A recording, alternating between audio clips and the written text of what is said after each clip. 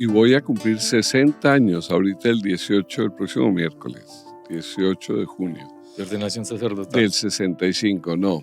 De decirle a nuestro Señor, mi vida es tuya. Wow.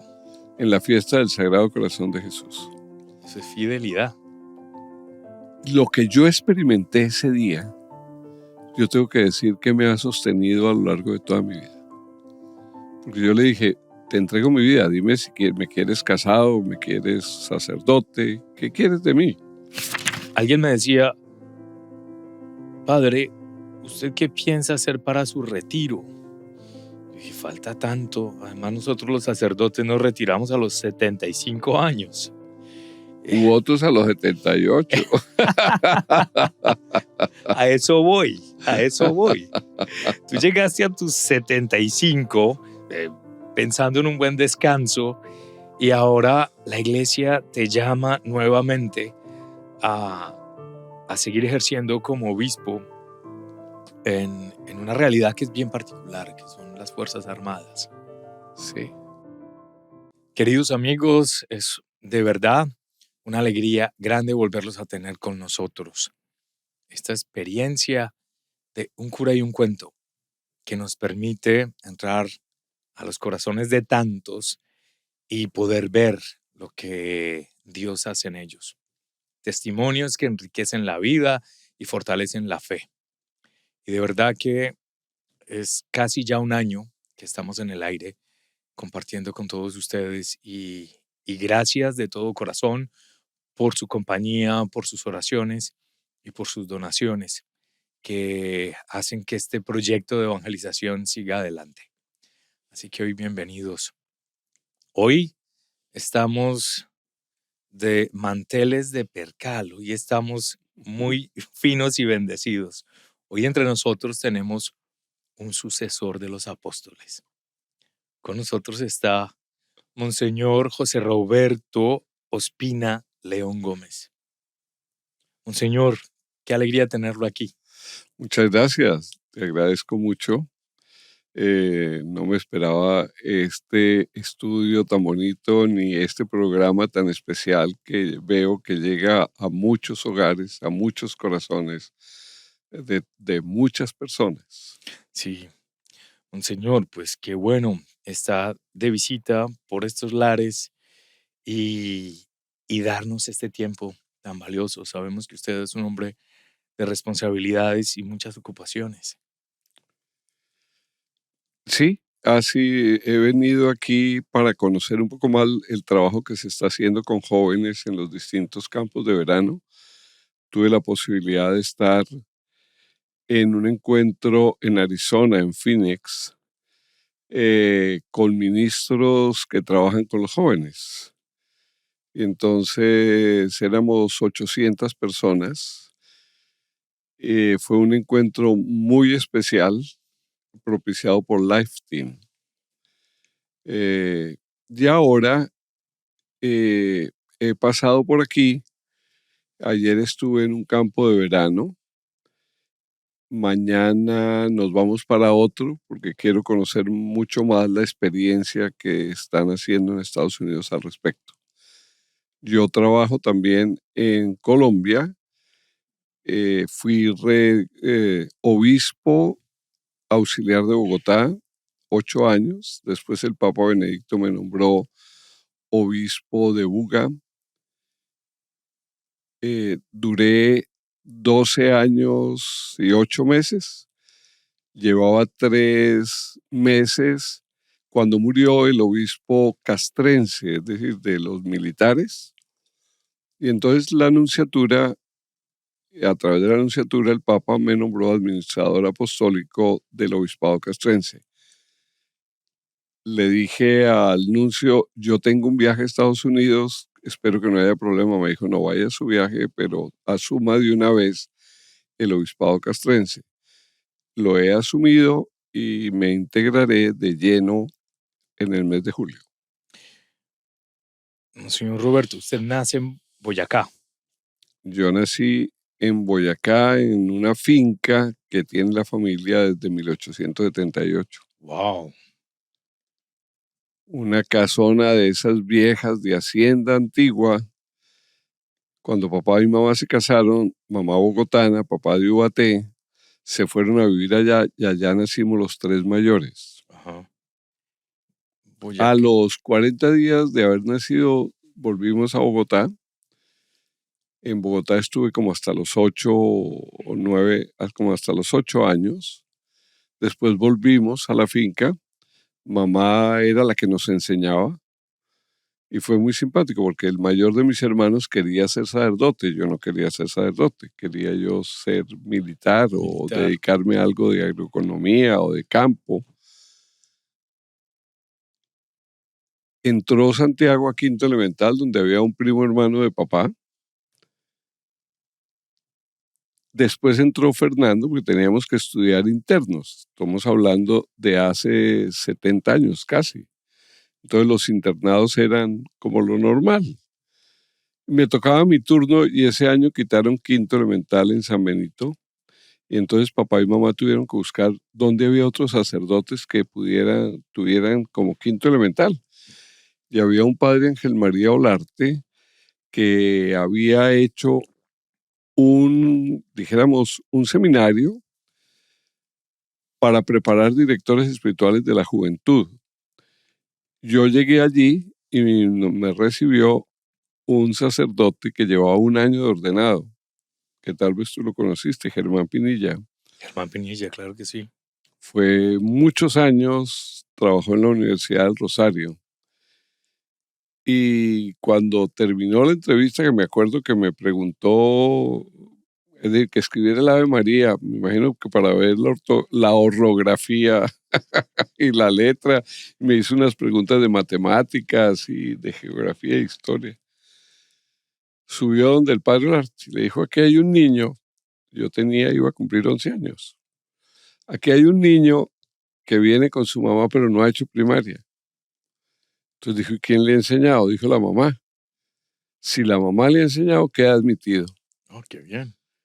Y entonces así entré yo en el año 1958 a ser quinto elemental en San Benito, ahí en el Tihamer Tot. Tihamer Tot fue un obispo húngaro que escribió una serie de libros para los jóvenes y también hizo un comentario sobre todo el credo.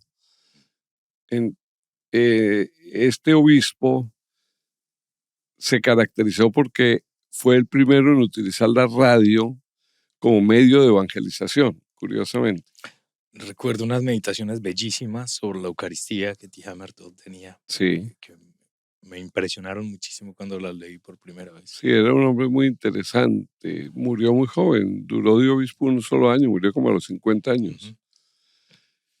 Le tocó organizar el Congreso Eucarístico Internacional en Budapest, por allá en el año 38, y él vino a morir como en el 39 o 40. Y bueno, entras a esta experiencia, pero ya estaba en tu corazón el sacerdocio o No, eso no, se no, fue no, no, no. presentando. Yo seguía soñando en ser militar. Allí hubo una experiencia que, mirándola en retrospectiva, digo yo que fue una experiencia que yo creo que empezó a poner una semillita en mi corazón. Como el instituto estaba en un barrio que estaban haciendo y era un barrio relativamente pobre en Prado Veraniego, en Bogotá, los domingos había catequesis para los niños del barrio. Y a mí, un pelado de 11 años, me dieron una parejita de hermanos, Gutiérrez, me acuerdo yo, para que les enseñara las oraciones y a persignarse y bueno, El las cosas catecismo más, básico. las cosas más mínimas. Yo creo que allí comenzó, porque yo ya estaba enseñando algo. Estaba enseñando a orar, estaba enseñando eh, y hablando algo de Jesús, lo que yo podría saber de niño.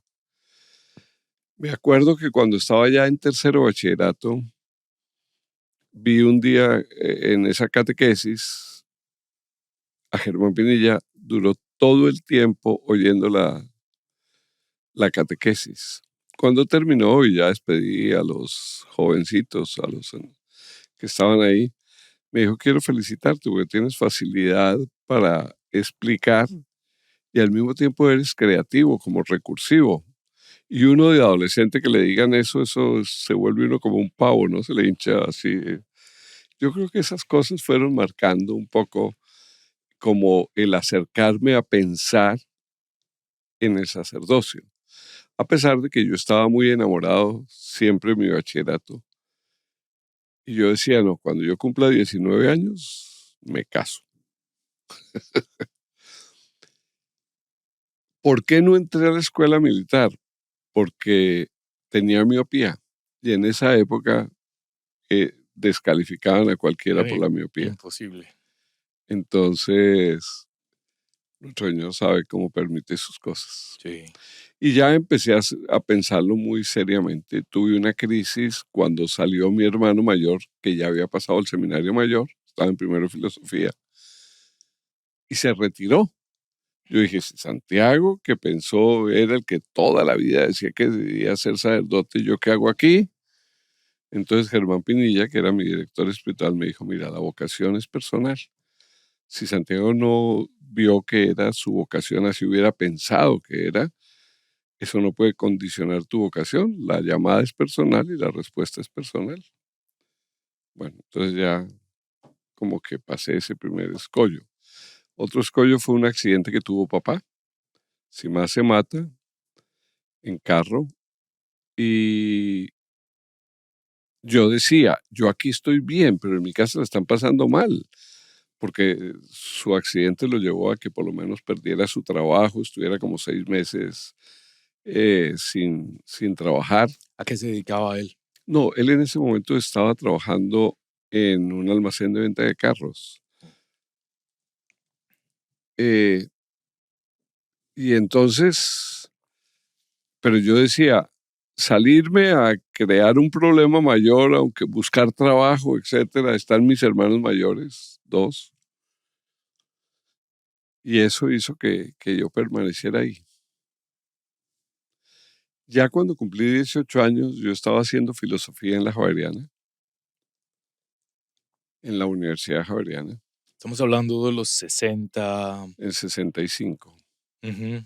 la década del 60, estaba Antes en el de la 65. revolución del Del- 68, sí, que, antes de la que revolución. introdujo tantas cosas. Sí, recuerdo, y voy a cumplir 60 años ahorita el 18, el próximo miércoles, 18 de junio De ordenación sacerdotal. del 65, no, de decirle a nuestro Señor, mi vida es tuya, Wow, en la fiesta del Sagrado Corazón de Jesús. eso es fidelidad. Lo que yo experimenté ese día, yo tengo que decir que me ha sostenido a lo largo de toda mi vida. Porque yo le dije, te entrego mi vida, dime si me quieres casado, me quieres sacerdote, ¿qué quieres de mí?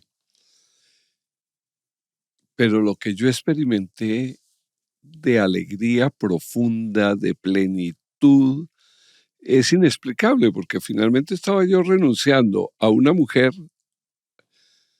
a una familia, a unos hijos, a una libre determinación de mi existencia y de mi vida. Cualquiera podría decir, ese es un día como trágico, ¿no? Que usted está renunciando a cosas tan maravillosas. Y no, era una plenitud interior y una alegría interior que yo siempre he dicho que era nuestro Señor acariciando el alma y diciendo, te acepto tu entrega y aquí me tienes. Y así ha sido. Encontraste el tesoro escondido. Así ha Es sido. el gozo de ese tesoro que se hace evidente, ya es tuyo. Sí, sí, sí, tal cual. Ese fue un momento muy significativo de mi vida. Qué bueno que te acuerdas. No, pero ¿cómo me voy a acordar si es que ese ha marcado mi vida? Porque todos nosotros tenemos a veces momentos de oscuridad, momentos donde se puede nublar el panorama. El que está casado se le nubla el panorama muchas veces. El que está de sacerdote igualmente. Pero yo vuelvo a ese momento como el pueblo de Israel al éxodo, cuando experimentó la acción de Dios que los sacaba y los llevaba a la tierra prometida, siempre volvían a ese momento como punto de referencia. Y a mí ese momento me ha servido enormemente como punto de referencia siempre. Cuando todo perdí, todo gané. Exactamente. Qué bello, qué bello. Y empezaste esa aventura sacerdotal. Sí. Después ya fui ordenado en el año 72, 29 de noviembre, o sea que ya llevo 52 años y medio. eh, y tengo que decir que he sido muy feliz. Tuve 3 años trabajando en parroquias. Después me nombraron parte del equipo de formadores del Seminario Menor. Estando allí, yo organizaba muchas cosas con motivo de la Biblia y de la Sagrada Escritura y todo. Y seguramente dijeron, bueno, necesitamos enviar a alguien que se prepare para el Seminario Mayor que dé Sagrada Escritura. Y como veían, como mi afición por la Biblia y por las cosas que yo hacía allí en el Seminario Menor al respecto, entonces me mandaron a estudiar ciencias bíblicas al Instituto Bíblico de Roma. Ujú. Estuve 3 años allí, una experiencia maravillosa. El primer año muy duro, porque Las lenguas. el arzobispo me llamó el 7 de septiembre. Me dijo, necesito que antes de terminar el mes esté en Roma, porque quiero que estudies Sagrada Escritura y comienzan ahorita en octubre. Entonces yo llegué sin saber italiano. El primer año de ciencias bíblicas se estudia griego y hebreo con gramáticas en inglés Wow. y clases en italiano. Entonces eran 4 idiomas a la vez que yo no tenía cabeza para aprender nada más. Yo recuerdo que a mí me impactaba mucho eso de que íbamos a comer a un restaurante y decían el nombre de la comida y todo eso. Y volvíamos otra vez y decían, oiga, lo que comimos el otro día, ¿qué fue lo que comimos el otro día? Porque yo no memorizaba algo que no fuera, tenía demasiada, yo me sentía como una computadora desmemoriada, ¿no? Como algo a la cual se le meten datos y datos y datos y hay que volver a aprender. Entonces yo no quería aprender nada más porque no me daba la cabeza. Tremendamente invasivo, tantas lenguas al mismo tiempo Sí, y todas con sistemas gramaticales diferentes, totalmente distinto. complejos. Sí, he conocido muchos casos de gente que ha empezado y no son capaces de pasar ese escollo del primer año por las lenguas. Ese es el año más difícil. Después es una maravilla, porque eso de poderse uno acercar a la Sagrada Escritura en las lenguas originales, eso es un privilegio que tenemos pocos, digo yo, Sí. desafortunadamente, porque es una maravilla. ¿Qué es lo que más te aportó ese conocimiento en la lengua original de los textos? Primero, que uno no puede leer rápido. Entonces, porque por lo general uno cuando oye un texto ya sabe cómo es el texto. En cambio, cuando uno se acerca al texto original, uno lo va leyendo despacito.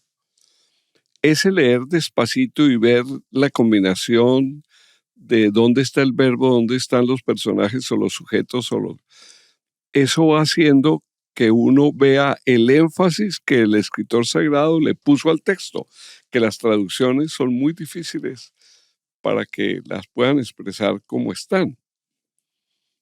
Y yo creo que eso es lo que más riqueza me ha aportado, que yo me propuse una cosa que creo que todos somos conscientes, de que una lengua que uno no trabaje se olvida. Sí, cierto. Uno puede haber aprendido, yo aprendí alemán, no volví a practicar alemán, yo hoy día, Ya no lo hablas. no, no, es que idioma que uno no trabaje se olvida. Entonces yo me propuse todos los días el texto en griego. Y hoy día, aún en la aplicación del celular, hay una aplicación que se llama Bible.is, eh, en donde hay 2.343 lenguas. La Biblia en esos idiomas. Oh, bellísimo. Entonces está en griego. Entonces yo miro el texto griego. Pero no hay un día que yo no mire el texto del Evangelio, por lo menos en griego. Ahora que estamos con la segunda carta de Pablo a los Corintios también. Entonces se le mete uno al texto original y eso es una delicia. Para mí, ese es el momento del día que más disfruto, cuando puedo meditar los textos y le dedico tiempo para tratar de que esa palabra me hable. Siempre me acuerdo del profeta Isaías en el capítulo 66, que dice, como una madre amamanta a sus hijos. Y yo veo a las mamás que cuando amamantan un hijo, ¿qué hacen? No solamente le dan pecho, sino lo acarician, le hacen sentir que no está solo el hijo, que hay calorcito humano. Y yo digo, Dios es así con nosotros. Cuando nosotros nos acercamos a la palabra de Dios, Dios como que nos hace sentir que nos está amamantando con esa palabra, pero que no estamos solos, que Él está con nosotros. Qué figura hermosísima. Es la primera vez que escucho esa analogía. Es muy linda, Bello, bello. es que es muy linda. Amamantados por la palabra de Dios, Sí, nutridos, apapachados. exactamente. Entonces, para mí, ese momento no lo pierdo. Sí, claro. No lo pierdo, porque ¿cómo va a perder ese encuentro con el Dios que nos ama tanto? Son 3 años de estar en Roma. La experiencia de Roma, ¿qué te aporta? Abrirse uno al mundo universal. Es decir, cuando uno, por ejemplo, yo lo digo por Bogotá, y lo pensaba, Bogotá tiene unas avenidas, pero nunca son muy grandes. A uno le puede parecer maravillosa. Salga un poquito y dése la vuelta, venga aquí a Estados Unidos y vea las avenidas, para que se dé cuenta que Bogotá es así en las avenidas, ¿no? Minúscula. Minúsculo. Entonces, lo mismo, uno piensa que la iglesia es esto, pero cuando uno amplía su ámbito y se encuentra con distintas culturas, por ejemplo, la experiencia del Pío Latino, donde estaba América Latina representada ahí con los distintos países, sacerdotes venidos de todas partes, esa riqueza de ver la cultura latinoamericana o de encontrarse uno con todo lo que Europa le puede proporcionar a uno a nivel de cultura, de museos, de historia, de arte, de música, de arquitectura, etcétera. O sea, toda esa es una experiencia por un ámbito de la iglesia, la catolicidad, pero por otro lado, todo lo que es una historia de la humanidad encerrada allí en estos espacios y muros de las distintas ciudades. Pertenecer a esta historia tan maravillosa de la iglesia y cómo se manifiesta con tanta fuerza y verdad en tan diferentes culturas, siempre respondiendo a las necesidades del ser humano, siempre respondiendo a esas necesidades del ser humano y vivirlo de primera mano es toda una Sí, alegría. tú lo sabes. Sí. Sí, cuando uno ha estado por allá unos añitos, es una experiencia que uno agradece infinitamente de haberla tenido. Yo recuerdo cuando estabas haciendo tu retiro para ordenación episcopal. En el En foyer, el foyer coincidimos en ese tiempo y compartíamos a veces en el desayuno o en la cena y hablábamos de esa experiencia de Roma. Y me hablabas de las campanas de Roma, cómo eran de bellas, y me dijiste, cuando las escuches por primera vez vas a sentir eso. Y así fue, tal cual. Cuando escuché las campanas de Roma me acordé de lo que habías dicho. sí, es decir, hay una cantidad de cosas que es una experiencia inolvidable y sobre todo yo digo, fue fuerte el comienzo, difícil el aprendizaje de idiomas, pero después lo he disfrutado infinitamente. Y he tenido la fortuna de ser profesor de Sagrada Escritura como 40 años. Ujú. Entonces esa es otra experiencia también muy particular, porque primero enseñé en Antiguo Testamento, después Nuevo Testamento, síntesis de Antiguo, síntesis de Nuevo. ¿Cuál es tu pasión en la Sagrada Escritura? Pues mi pasión, no acercarme al texto en el original. Sí. Esa es la pasión. Ujú. Ahora, si tú me preguntas de los textos que yo disfruto más o que pues en cada uno de los evangelios hay aspectos que me fascinan, pero de todos quizás el que más he trabajado es Juan. Algunos textos de Lucas, de Marcos y de Mateo. De Juan, ¿qué es lo que Pero más te atrae? que Juan, a mi manera de ver, hace una teología de la nueva alianza. A ver, me explico. Nosotros hablamos de Antiguo y Nuevo Testamento. La palabra testamento es en latín, alianza. Entonces, cuando hablamos de Antiguo Testamento, estamos hablando de la antigua alianza. Nuevo Testamento de la nueva alianza. ¿Qué implicaciones trae la nueva alianza? ¿Qué relación hay entre antigua alianza y nueva alianza? ¿Cuáles eran los elementos que se tomaban de la antigua alianza y cuáles los que se toman los mismos elementos en la nueva alianza? ¿Quién explica que todos esos elementos? Trata de explicarlos, digo yo, Juan. Juan hace como una teología de la nueva alianza. Es mi interpretación.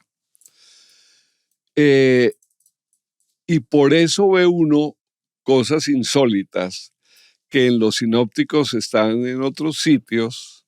Sinópticos son los evangelios Mateo, Marcos y Lucas, que se pueden ver como en conjunto. Eso es lo que significa sinóptico, con una visión como de conjunto. Porque tienen cosas muy similares, más o menos la misma estructura, en fin. En cambio, el Evangelio de Juan va por otro lado, que se escribe de último como un complemento, pienso yo, a los sinópticos, pero al mismo tiempo como una madurez en la fe de la primitiva comunidad cristiana que va entendiendo lo que Jesús vino a hacer y la novedad que es la nueva alianza. Bellísimo.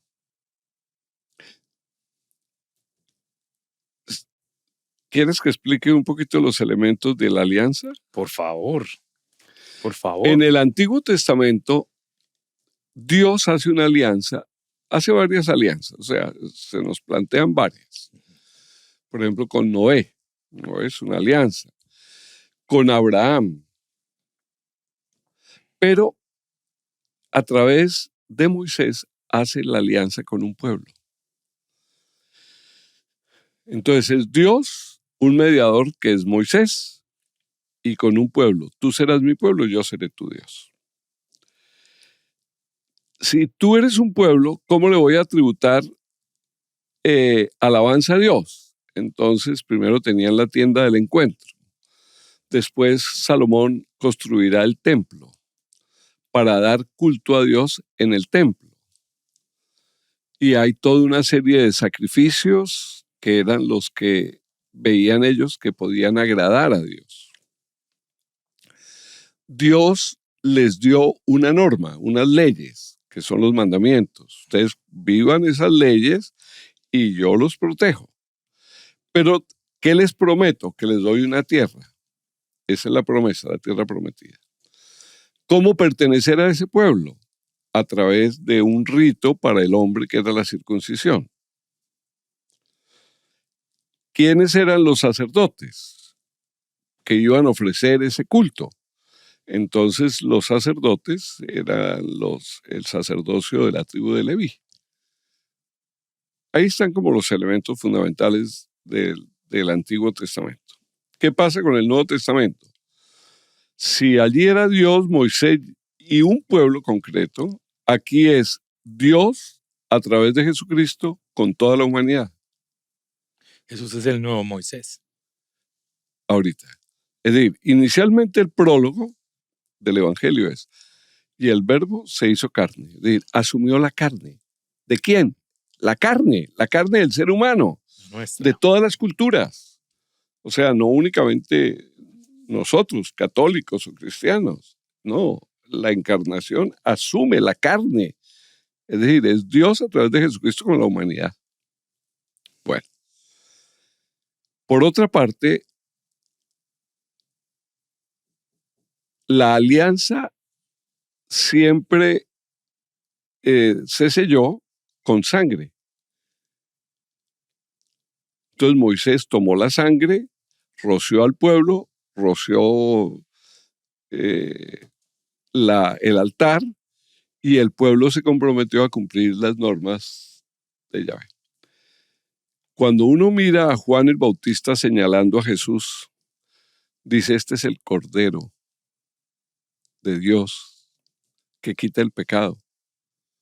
Entonces ya empieza a meternos en esa dinámica. Sí, es un cordero que va a ser degollado. Eso. Inmediatamente vienen las bodas de Caná. Boda es una alianza. Entonces, como diciendo, en esta alianza se les acaba el vino. La antigua alianza se acabó. Y de las tinajas de piedra, cuando uno oye tinajas de piedra, está haciendo como alusión a las tablas de piedra. Entonces, llenen esas tinajas de agua. En el Evangelio de Juan, el agua es símbolo del Espíritu Santo. Y saquen, y den de beber. ¿Cómo puede ser posible que este mejor vino lo dejen hasta ahora? Al final. Al final, ¿no? Después, insólitamente, viene la expulsión de los vendedores del templo, cuando en los sinópticos está en la semana de la pasión. Ujú. Y aquí está comenzando. ¿Por qué? Porque es que el templo de Dios es el hombre, ya no es un santuario de piedra. Eso es muy interesante. Es bellísimo. Y es por eso. Después viene el pasaje de Nicodemo. Si no naces de nuevo, del agua y del Espíritu no podrás entrar. O sea, pertenecer al pueblo ya no es la circuncisión. Pertenecer es a partir del bautismo, de nacer de nuevo por el Espíritu. Después viene el pasaje de Jesús y el encuentro con la samaritana, que en el fondo, ¿dónde debemos adorar? ¿En Jerusalén? No. ¿O en Garizim? No. ¿Dónde debemos adorar? Los verdaderos adoradores adorarán al Padre en espíritu y en verdad. O sea, es la vida, el culto agradable a Dios. Para ustedes, las mamás que están pensando qué hacer de comida o que hay que ir a mercar, tu culto es ese, es tu amor, es el ir a trabajar y volver a casa y gastarse por esas criaturas. Ese es el culto agradable a Dios, es nuestra vida, cuando de verdad la vivimos en verdad. Es decir, yo me comprometí a esto, vive eso, ese es tu culto agradable a Dios. Tu papá, que tienes que salir a trabajar, tu culto agradable a Dios es eso. Ahora, cuando nosotros vamos a la Eucaristía, vamos a tener la fuerza para que las 24 horas del día, de cada uno de los días, yo pueda agradar a Dios con mi vida, con mis obras.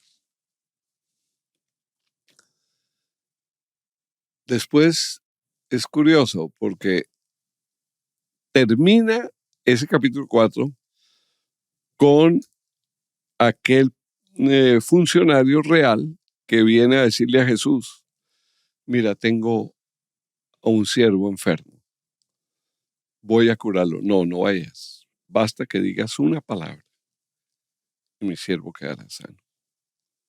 Y Jesús se admiró de ver que no había visto esa fe en el pueblo de Israel. El que sea capaz de cumplir la palabra de Jesús tiene la transformación y la sanación. Una palabra tuya basta. Y eso se lo decimos cuando vamos a comulgar, ¿no? Señor, una palabra tuya bastará para sanarme. Pero si Jesús ya la dijo, no la he dicho. Yo siempre explico que es muy importante que uno pueda seguirle la palabra que ha hecho eco en el corazón. Cada uno de nosotros tiene una palabrita o una serie de textos que, si uno los mira en conjunto, siempre dan como el mismo resultado. Es la palabra que el Señor ha dado para cada uno de nosotros, a fin de que si la vivimos, con esa palabra arrastramos, impulsamos a otros. Voy a explicar. Por ejemplo, si uno mira al mismo Jesús, ¿cuál es la palabra de Jesús? Hacer la voluntad del Padre. Eso marca toda su vida. Si uno mira a Pablo, ay de mí si no evangelizare. Si uno mira a Teresa de Calcuta, tengo sed. Y a partir de ahí, entonces cada uno de nosotros tiene una palabra y es bueno seguir la pista. Tú ibas a decir algo. Sí, esta palabra que se nos da y se nos vuelve alimento totalmente proactivo en la Eucaristía. Como entramos en esa alianza y la renovamos porque se nos ofrece todos los días. Esa voluntad y fidelidad de Dios que se nos da para entrar en esa alianza y ser retomados por Él. Es bellísimo. Pero por supuesto. Mm. Es muy interesante que después de eso viene en el Evangelio de Juan la curación de ese paralítico que estaba en la piscina esperando que se moviera el agua a ver si alguien lo sanaba. Y hay una palabra de Jesús que le dice, levántate, toma tu camillo y vete. O sea, no necesitas buscar otras fuentes de salvación si eres capaz de escuchar la palabra del Señor y ponerla por obra. Que es la clave de María, hagan lo que les diga en las bodas de Caná. O sea, cuando uno es capaz de creerle a Jesús llevando a la práctica lo que Jesús pide, uno ve milagros, uno ve transformaciones. Eso es maravilloso. Y después viene el pan de vida, lo que tú estabas diciendo, Moisés, a través de Moisés, Jesús el nuevo Moisés o el pueblo, el nuevo maná, yo soy el pan que el Padre Celestial les ha dado, ¿no? Sí, y antes la figura de Melquisedec y Abraham. Pero en ese momento, esa es una figura que utiliza la carta a los hebreos, fundamentalmente, que es también teología de la nueva alianza, sin duda alguna. Después viene el ciego de nacimiento. Bartimeo. No. Bartimeo era el cieguito que estaba al borde del camino. Sí. Este es el ciego de nacimiento al cual Jesús hace barro. Oh, sí, ya. Le unta el barro Sí. en los ojos y le dice, vete a bañar a la piscina de Siloé, que significa enviado. El enviado. Es decir, sumérgete en el enviado y verás una nueva renovación, o mirarás la vida de otra manera. Sí. Viene la resurrección todo el pasaje del buen pastor, o sea, un rebaño nuevo, un pastor que saca sus ovejas y las conduce. No estamos solos. Viene el pasaje de la resurrección que nos abre hacia la vida eterna, ¿no? Y después ya viene la última cena, propiamente, con todo lo que lavatorio de pies, el servicio a los demás. Y hay una cosa que faltaba, porque fíjate, el culto es la vida, el templo es el ser humano, el sacerdote es Jesús, pero un sacerdote misericordioso que se le agacha al hombre, se le arrodilla para exaltarlo, lavándole los pies.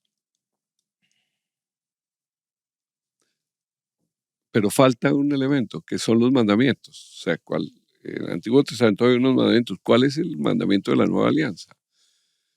Amados los unos a los otros como yo sea amado. O sea, no es lo mismo amar a Dios con todo el corazón y al prójimo con sí mismo que amarnos, porque el amor mutuo es lo que hace comunidad. Yo puedo amar a alguien, pero no dejarme amar por ese alguien. Cuando dos personas se quieren, buscan estar juntas, charlar, verse. Si es hombre y mujer, se enamoran y se pueden casar o se van a vivir juntos o lo que sea. Porque hay mutuo, pero cuando se pierde lo mutuo, ya no duermen en la misma cama. Sí, hay una división. Lo mutuo hace comunidad. Es bellísimo. Y entonces, por eso, el nuevo mandamiento. Unos a otros como yo. Nos la puso difícil, porque como yo, es que hay que dar la vida. Sí. Y cuesta mucho reconocer que el rostro de Cristo para mí es el de mi hermano, el de mi hermana. Que Cristo se me aparece con esa apariencia de, del que está a mi lado y se identifica plenamente con mis acciones por ellos como por sí mismo. Wow, es exigente. Y fíjate que eso mismo lleva a lo que Mateo nos trae en el capítulo 25. En el juicio final, ¿no? Se reunirán todas las naciones. Vengan ustedes benditos de mi Padre, porque tuve hambre, estaba enfermo, tuve sed, etcétera, etcétera. Y apártense de mí. ¿Cuándo, Señor? Pero es que no te vimos. ¿Cómo que no? Cuando no lo hiciste con uno de estos mis hermanos, eso que tú estás diciendo me parece que es clarísimo, ¿no? Qué bello. Bien. Y esta experiencia de Roma la pasas, vuelves rector del seminario mayor, formador de sacerdotes. Es en ese orden. Cuando vuelves de Roma, No, sí te cuando hacen. vuelvo de Roma, entro a formar parte del equipo de sacerdotes del seminario, Ujú, un formador más. ujú. Duré 6 años y medio allí. Murió papá, mamá quedaba sola, no convenía que estuviera sola. Hablé con el arzobispo, me permitió ir a vivir con ella un tiempo y me entregó una zona de colegios. 49 colegios tenía esa zona Wow. de Villa del Prado, en la 170 en Bogotá, bajo la autopista. Yo comencé a trabajar con esos colegios, empecé a llevar muchachos a distintas partes, haciéndoles convivencias, retiros. Hice unas Semanas Santas para jóvenes de colegios que fueron muy interesantes.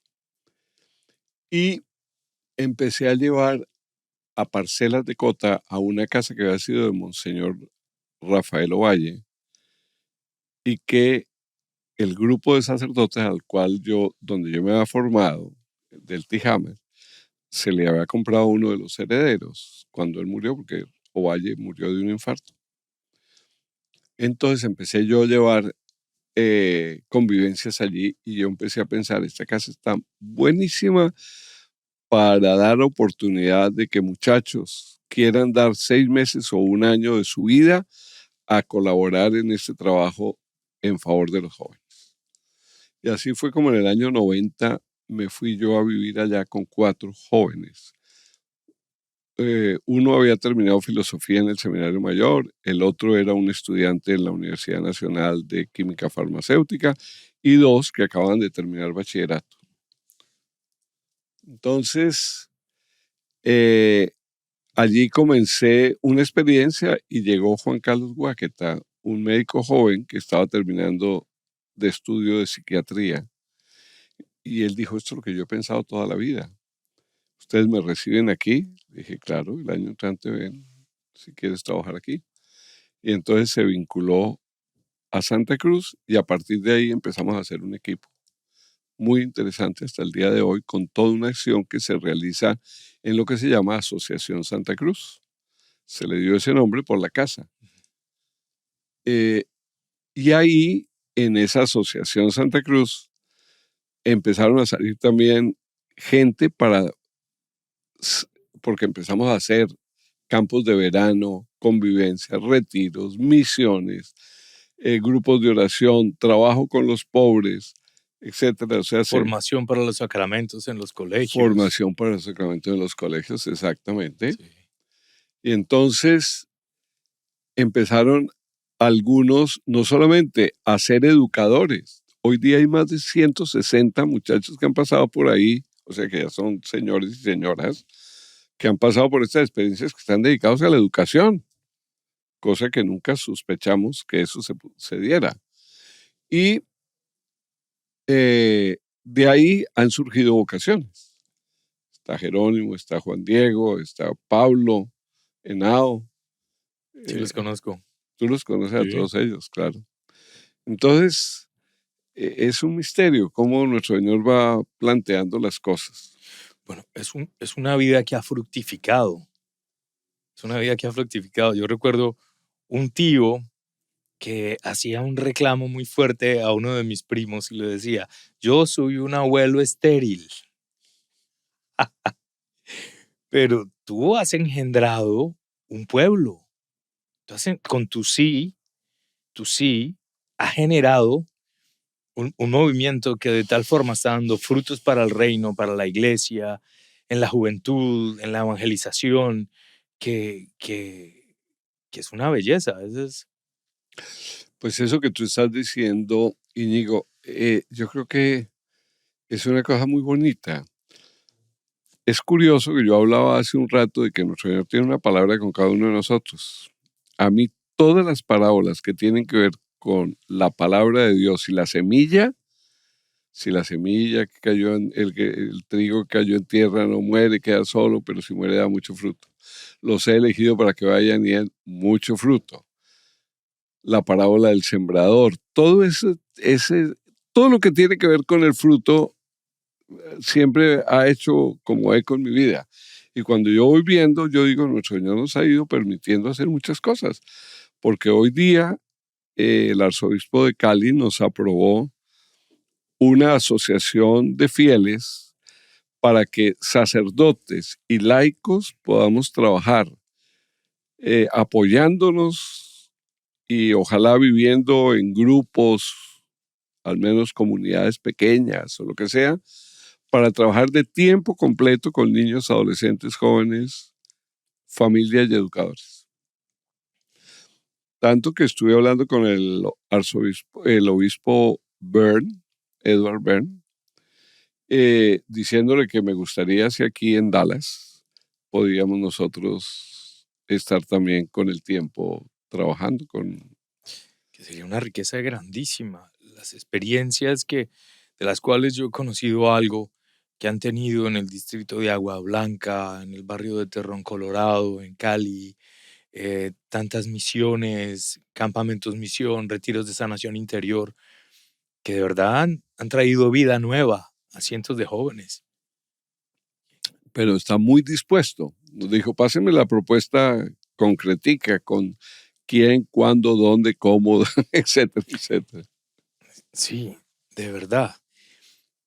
José Roberto, llegas, tienes esta experiencia de formación al seminario y luego la iglesia te llama a ser sucesor de los apóstoles. Sí, ¿cómo se dio ese paso? Primero, estando después de 12 años de estar trabajando en pastoral educativa en esos colegios y de haber estado en Santa Cruz abriendo ese espacio y viendo que eso florecía, el arzobispo de Bogotá me nombró a un sector de Bogotá, al sur de Bogotá, desde la calle Primera hasta Cibaté, pasando por Ciudad Bolívar, por Bosa, Soacha, todo eso, como vicario episcopal. Eso fue salir de lo que yo estaba haciendo a entregarme un sector demasiado A grande la misión. a la misión allá. Estando ahí, me nombró rector del seminario. Entonces volví al seminario, no al equipo de formadores ya, sino como rector de ese equipo de formadores. Y ahí estuve 3 años y medio cuando el Papa Juan Pablo II me hizo obispo en el año 2004. O sea que acabo de cumplir 21 años de episcopado. Episcopado. Fui 8 años obispo auxiliar de Bogotá, entonces el arzobispo que yo estaba trabajando en el sur, ahora me puso al norte, desde la Cien hasta Guaymaral y la colina de Suba y el Cerro Oriental. Y estando ahí, el Papa Benedicto me nombró obispo de Buga, que es una región de Colombia que tiene una temperatura entre 22 y 30 grados, eh, muy agradable, 74 parroquias, unos 100 sacerdotes, Guadalajara de Buga, la ciudad señora, la ciudad señora. con una tradición colonial y sobre todo la sede del santuario del Señor de los Milagros. Sí, que es uno de es el santuario más visitado en Colombia, no hay la menor duda, porque se queda su punto estratégico y al mismo tiempo porque es muy milagroso. Sí, El Señor de los Milagros. que lo han llevado ya durante casi 2 siglos los redentoristas. Sí, siglo y medio más o Siglo y menos. medio, Sí. sí. ¿Has sido testigo de esos milagros? Es decir, yo personalmente no, pero yo siempre digo que los santuarios tienen algo que es muy bonito. Son lugares en donde la gente puede expresar su fe en Jesucristo. ¿Dónde está el milagro? En la fe que tiene la persona. No es en la imagen. Por ejemplo, Fátima, Lourdes, Chiquinquirá, en Colombia, que es la patrona de Colombia y es otro santuario, o la Virgen de las Lajas, en fin, todos los países, la Virgen de Guadalupe, la Señora de Guadalupe. Es decir, ¿dónde está el milagro? Que a partir de una imagen, la gente llega con fe a expresarle sus necesidades al Señor. Y tiene la certeza de que no está solo y que Dios lo escuchará y lo va a actuar. Y entonces, lo que produce el milagro es la fe. Jesús lo decía, si tuvieras fe, Si tuvieras fe, como un granito de mostaza. según sea tu fe, serán las cosas que te sucederán. Exacto. Pero entonces, el valor de los santuarios es que atrae a la persona para acrecentar la fe y para que pueda decirle al Señor, creo, pero aumenta mi fe.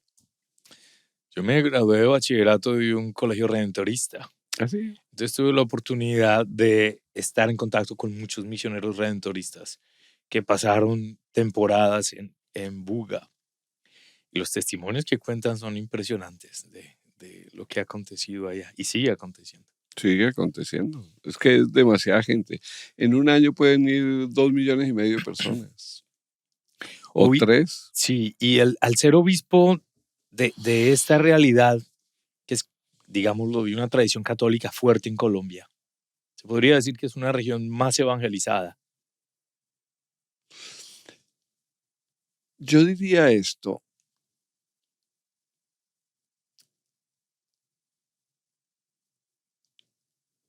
Allá llega gente de todo Colombia y de otras partes, más allá de las fronteras, acuden a ese santuario. Hay frialdad en algunos porque sienten que el santuario es como para todos, pero no exactamente para la ciudad como tal. Aunque muchísimos de la ciudad no dejan de ir domingo tras domingo o entre semana al santuario. O sea, lo visitan mucho. Algunos sacerdotes se quejan de que las parroquias se ven afectadas por la devoción al Señor de los Al Señor Milagros de y los por la Milagros. basílica Sí. del Señor de los Milagros. Pero el servicio que prestan los padres redentoristas es un servicio que yo me les quito el sombrero, como decimos. Allá hay por lo menos 15 sacerdotes como mínimo confesando, celebrando, atendiendo a la gente. Entonces es un servicio a nivel nacional bellísimo. También la labor del obispo es transmitir el sacerdocio. Y es una manera de ejercer la paternidad, muy bella y muy responsable. También es una paternidad que viene con corona de espinas. Eh, Cuando yo llegué a Buga, un señor visitando yo las parroquias y conociendo en una parroquia me dijo, Monseñor, le deseo que los días más felices de su vida los pase entre nosotros. Yo le decía a nuestro Señor, pues he sido muy feliz en todas partes, pero me estás invitando que el tiempo que esté aquí también sea muy feliz. Y efectivamente, haciendo una evaluación de todo lo que nuestro Señor me permitió vivir, desarrollar de mí mismo impulsar en otros, hacer en favor de la diócesis, etcétera, tengo que decir que hasta ahora ha sido muy feliz por eso que tú estás diciendo. Yo puse las manos, ordené 41 personas, entre diáconos permanentes, sacerdotes y un obispo. Wow. Tuve la posibilidad de ordenar a alguien de mi presbiterio como obispo que lo habían nombrado para la diócesis de Palmira. Entonces, sin duda alguna, el transmitir el sacramento del orden y ejercer uno como cabeza y sucesor de los apóstoles, el sacerdocio es una plenitud sin duda alguna. Y como tú dices, eso tiene su coronita porque no siempre todos responden y a uno sí le da mucho pesar cuando alguien al cual uno ha ordenado deja el ministerio. Sí. Entonces es triste. Pero es para uno también su corona, ¿no? Los sacerdotes que uno ha ordenado y pues bueno, a través de uno ha pasado a otros el ministerio como uno lo recibió también de otros. Y la iglesia continúa, la iglesia continúa. Bien. Alguien me decía, padre, ¿usted qué piensa hacer para su retiro? Y dije, falta tanto. Además, nosotros los sacerdotes nos retiramos a los 75 años. U otros a los 78. A eso voy, a eso voy. Tú llegaste a tus 75 pensando en un buen descanso y ahora la iglesia te llama nuevamente a, a seguir ejerciendo como obispo en una realidad que es bien particular, que son las Fuerzas Armadas. Sí. Es decir, cuando el nuncio me dijo que lo pensara, yo le dije, señor nuncio, no tengo nada que pensar. Primero agradezco la confianza que la iglesia pone en mí, por una parte, pero por otra parte, yo le entregué la vida a nuestro Señor, como lo conté aquí, y se la entregué toda. Entonces, si la iglesia me pide servicio, ¿qué me tiene? Mi vida no es para mí. San Pablo dice que el que vive ya no viva para sí, sino para Él que por nosotros murió y resucitó. Y esa es otra de esas frases que alimenta mi vida, que el que vive ya no viva para sí. Ahora, cuando yo pensé en el retiro a los 75 años, no era para cruzarme de brazos, porque estaba precisamente San naciendo José, lo de la Asociación San José. Santa Y yo le Cruz. dije a nuestro Señor, mi vida hasta el final, te la entrego sirviéndole a, a estas nuevas generaciones y transmitiendo la fe a las nuevas generaciones en la medida de lo posible. Y veo que el desafío es muy grande porque creo que hay mucha fuerza desperdiciada. Hay demasiados educadores que podrían seguir aportando, al menos en una reflexión sobre el tema de la evangelización. Hay una cantidad de personas preparadas que si unimos fuerzas, hacemos una fuerza mucho más grande. Entonces, creo que mi papel está como en aunar fuerzas, Ujú. en invitar a otros a que se sumen. Yo me imagino como pequeñas células, ¿no? Es decir, trabaje usted aquí, trabajen aquí, pero unamos fuerzas, porque es que llegarle a las nuevas generaciones que están metidas en inteligencia artificial, que pasan no sé cuántas horas ante el celular o ante una pantalla, si nosotros no aprovechamos a evangelizar allí, y eso se necesita mucha gente preparada, gente que sabe de eso. Hay que involucrar a los mismos jóvenes en ese mismo trabajo de evangelización. Como decía el Papa León, esa es la nueva revolución industrial que nos toca asumir con claridad y con valentía. Claro. Mm. Ah, bueno, no sé si quieres hablar de esto, pero en tu familia el apellido León Gómez está muy vinculado a la historia nacional. Sí, un poco. Es decir, Mi abuelo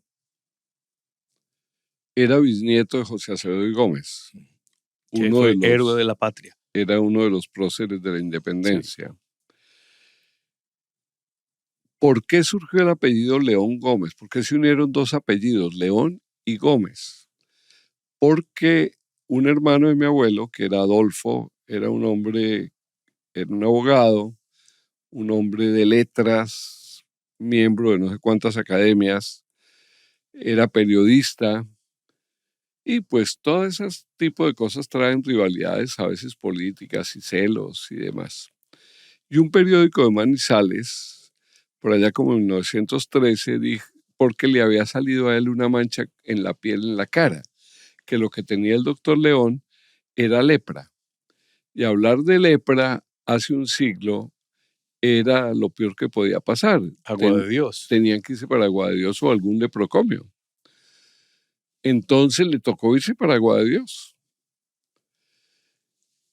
Y claro, entonces él dijo, ya la familia no querrá saber de mí porque yo soy como la oveja negra, porque soy el que tiene el estigma de la De lepra. la lepra. Y entonces la familia dijo, no, ni más faltaba. Y signo de eso, unieron el apellido. O sea, todas las generaciones de mamá para abajo, León Gómez, unido, tenemos, somos familia. Sí. Dos preguntas antes de despedirnos. ¿Cuál ha sido el momento más feliz de tu vida?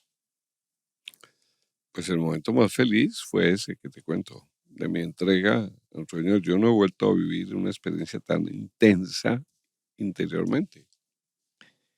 ¿Y el más triste? Pues el más difícil fue cuando fui calumniado públicamente por los medios de comunicación a través de la radio. Eh, Ese fue un momento muy doloroso, pero donde encontré el apoyo de toda la gente que me conocía y donde afortunadamente quien me había calumniado se retractó y bueno, nuestro Señor sabe cómo permite las cosas. De las cosas que más me sirvieron a partir de esa experiencia tan dolorosa y triste, primero, entender que Dios es Padre y que uno se puede fiar de Él y el que confía en Él no queda defraudado. Yo me puse en sus manos. Tú sabes que soy inocente de lo que me están acusando. Entonces, aquí estoy. Segundo, entendí que hay cosas que siempre permanecerá la sospecha de lo que se dijo de la persona. Porque cuando hay calumnia es como el que despluma un ave Felipe Neri y la y gallina, bota las las plumas. plumas y recoge las plumas. Siempre habrá quienes piensan y queda la sospecha. Entendí la sospecha de José y María. También. ¿A quién le iban a explicar que ellos no habían sido fornicarios? Porque queda ella embarazada sin estar conviviendo juntos. Y José quiso salir corriendo porque conocía la rectitud de María, pero no entendía qué estaba pasando. ¿A quién le iban a explicar que era por obra del Espíritu Santo? ¿Quién se iba a comer ese cuento? Tan es así que en el Evangelio de Juan, en los alegatos de Jesús con los judíos, hay un momento que le sacan eso a relucir y le dicen, es que nosotros no somos hijos de fornicación, Sí, prostitución, como diciendo usted sí, uh-huh. y más en un pueblito, todo como que allí Todo se sabe. se sabe. Bueno, entonces entendí eso también. Me hizo libre frente a la imagen, porque uno está muy pegado de su imagen, de que hablaron mal o hablaron cómo me hicieron quedar ante estas personas. Cuando uno queda mal ante todo un país porque es calumniado, yo aprendí la libertad. O sea, lo importante es que el Señor conozca mi corazón, los demás piensen lo que piensen. Mi conciencia está tranquila. Yo recuerdo que hubo un sacerdote que no estaba y cuando llegó dijo, oiga, mire cómo lo he pensado, no le ha dado úlcera, usted sí está durmiendo. Y dije, mira, afortunadamente ni me ha dado úlcera ni me ha quitado el sueño. Me he puesto en las manos de nuestro Señor y sé que tarde o temprano la verdad saldrá a la luz, y después de 3 años la verdad salió a la luz. Cuando uno se abandona en las manos del Señor, lo Él que actúa, Él actúa, Él y lo actúa. que decías ahorita es totalmente fiel. Sí. Ok. Y entonces, por ejemplo, ahora vamos a celebrar la fiesta del Sagrado Corazón de Jesús, que es una advocación muy similar a la advocación de Jesús misericordioso, porque brota de aquí del costado toda esa fuerza del amor, ¿no? Y la frase que en ambos está es: Sagrado Corazón de Jesús, en vos confío. O Jesús, Yo en ti confío. confío, Sí, que es la del Señor de la Divina Misericordia, pero es lo mismo. tal cual. Entonces, cuando uno se fía de Él, se pone en sus manos, no queda defraudado. Pero confiar en Jesús es llevar a la práctica también lo que Él dice, no solamente creer en Él, sino creerle a Él. Y eso es lo que más trabajo nos cuesta, poder practicar lo que Jesús nos pide. Señor José Roberto, gracias de todo corazón por este momento tan agradable, tan edificante, tan bello. Gracias por su sí a la iglesia, a Jesús, por su servicio incansable. Y de verdad ha sido un privilegio tenerlo aquí con nosotros. Muchas gracias, Íñigo, te agradezco muchísimo esta experiencia de compartir con ustedes algo de mi vida. Espero no haberlos cansado un poco con todas estas explicaciones de la nueva alianza y de todo Bellísimo, esto. bellísimo. Y un regalo muy especial que nos dé su bendición episcopal a todos nosotros. Voy a hacer una oración como suelo hacerla, porque Jesús dijo que donde dos humanos reuníamos en su nombre, ahí estaba Él. Y que pidiéramos con fe que el Señor nos escucharía. En el nombre del Padre, del Hijo y del Espíritu Santo. Amén. Señor Jesús, quiero agradecerte infinitamente tu amor. Quiero agradecerte el que me hayas llamado a servirte y a entregar mi vida para ser parte de tus amigos más cercanos. Quiero agradecerte porque aceptaste el suplicio de la cruz para que no haya sufrimiento, enfermedad, calumnia, eh, situaciones, por difíciles que sean, que unidas a ti no tengan fuerza, fortaleza, porque después de tu pasión vino la resurrección. Yo quiero poner este sufrimiento de tantos hermanos nuestros que están oyendo, de tantas personas que se sienten abandonadas, que se sienten deprimidas, solas, incomprendidas, que unidas a ti, Señor Jesús, puedan encontrar la fuerza de la vida del que nos amó hasta entregar la vida. Espíritu Santo, tú eres el regalo del Padre y del Hijo. Jesús hablaba de ti como el Paráclitos, el Paráclito, es decir, el abogado, el que intercedería por nosotros como un abogado que defiende. Llena a tu pueblo de tu presencia, al Papa, al obispo, a nosotros los obispos. Eh, Llena a cada uno de estos hermanos que está escuchando y ha escuchado este programa con tu presencia amorosa. Tú eres salud, tú eres luz, tú eres amor, tú eres fortaleza, tú eres paz, tú eres claridad. Llénanos abundantemente de tu presencia y sobre todo consuela a los que están tristes y abatidos. Padre Celestial, eres nuestro Padre. Jesús quiso que te pudiéramos llamar Padre. Tú sabes lo que cada uno de tus hijos que está escuchando esta oración necesita, anhela y le conviene. Tú sabes lo que cada uno vive. Quiero ponerlos a todos en tus manos de Padre, seguros de que harás por cada uno lo mejor, porque esto te lo pedimos por Jesucristo nuestro Señor, que dijo que te pidiéramos con fe en su nombre, que tú nos escucharías. Por Jesucristo te pongo en tus manos a todas las familias que están oyendo. Virgen María, tú respondiste con generosidad y amor desde jovencita. Intercede por tantos jóvenes y tantos adolescentes para que puedan responder a la vida con ilusión, para hacer de ella lo mejor. Y tú, San José, que tuviste la valentía de aceptar la invitación que Dios te hizo de responsabilizarte de María y de Jesús. Intercede por los hogares, especialmente por los que están sin trabajo, los que están pasando dificultades económicas o los hogares que están en crisis. Intercede por cada uno. Y a todos ustedes, que la bendición de Dios Padre, Hijo y Espíritu Santo los acompañe ahora y siempre. Amén. Mil gracias. A ti, de verdad. Y espero que ustedes hayan disfrutado tanto como yo de este momento tan bello, de esta apertura a la intimidad de la iglesia y al testimonio de una entrega generosa. Los llevamos en nuestras oraciones todos los días en la celebración de la Santa Misa, nuestras intercesiones. Que el Señor los bendiga muchísimo. Gracias por su presencia y gracias por su generosidad. Bendiciones y hasta la próxima.